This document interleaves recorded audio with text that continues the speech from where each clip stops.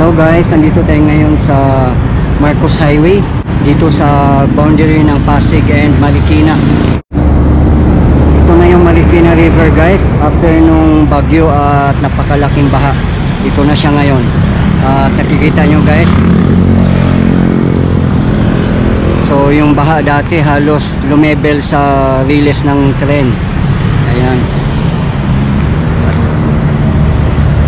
yun guys, dito sa Marcos Highway Bridge, nandito tayo mismo. At yan yung SM City Marikina, papuntang Antipolo City yan guys.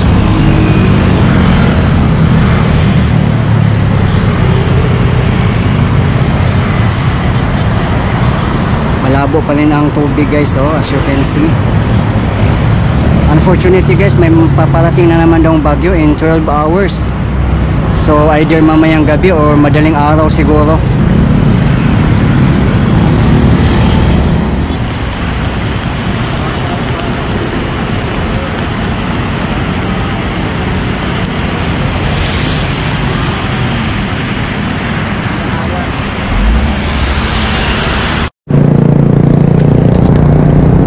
Train na yan guys, papuntang Recto Manila, galing ng Antipolo City yan guys.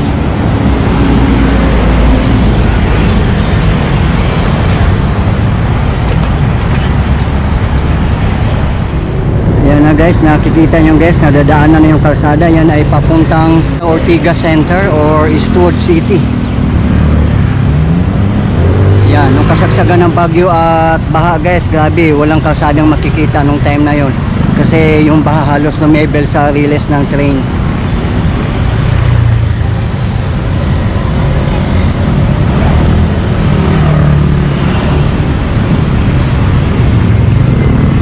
Yan, ang bilis na kalinis yung LGUs natin guys.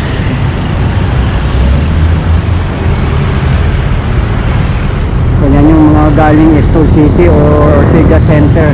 At ang exit yan guys ay Marcos Highway or papuntang Marikina. Ayan, back to normal na rin dito guys.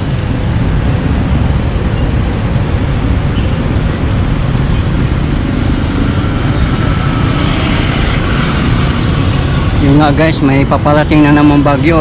Tingnan nyo naman yung kalawakan guys, nangingitim.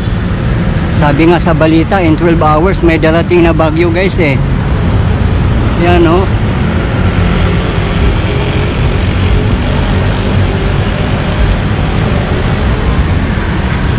So nung kasagsagang bagyo guys, hindi ka makakadaan dito, talagang bahang-baha dito.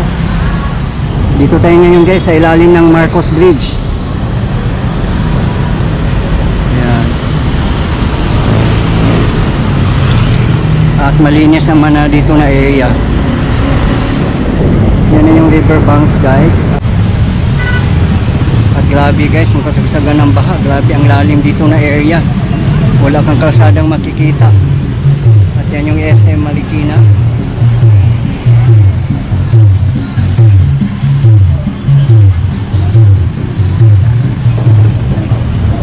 So ito na ngayon guys after the baha.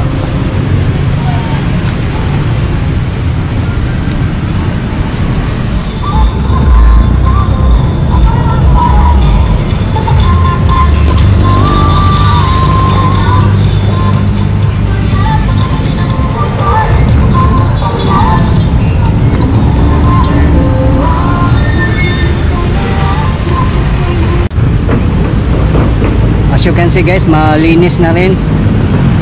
Back to normal na yung mga tao. Yan malabo pa rin yung tubig guys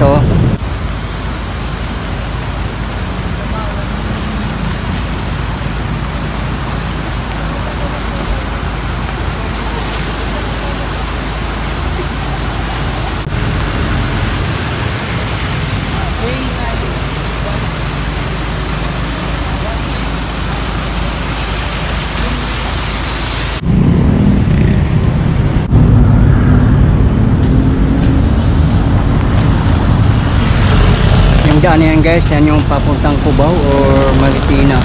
Yan.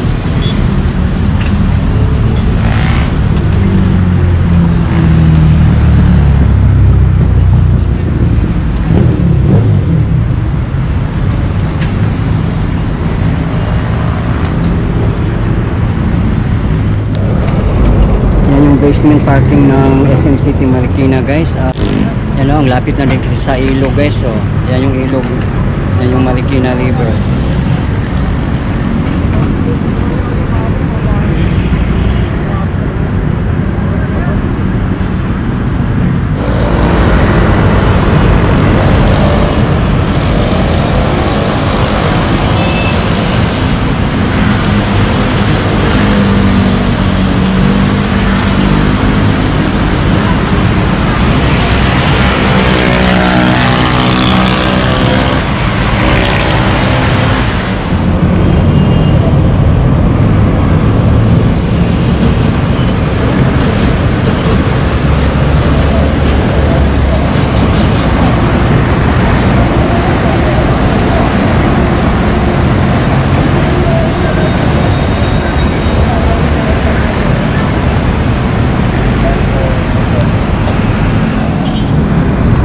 BFCT Bagsakan guys. Yan, naglilinis pa sila hanggang ngayon.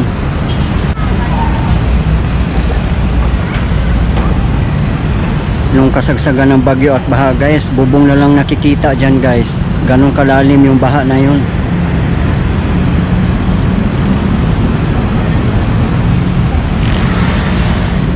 Bagsakan yan dyan guys ng mga gulay at mga prutas.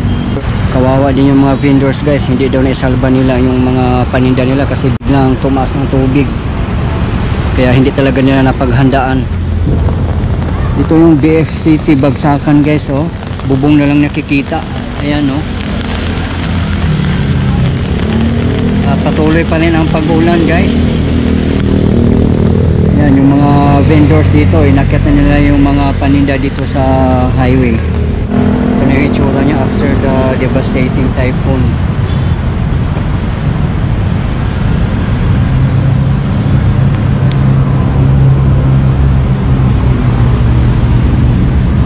At nadadaanan na rin yung kalsada doon guys, so as you can see. So ganun kalalim yung baha guys. Ayan o.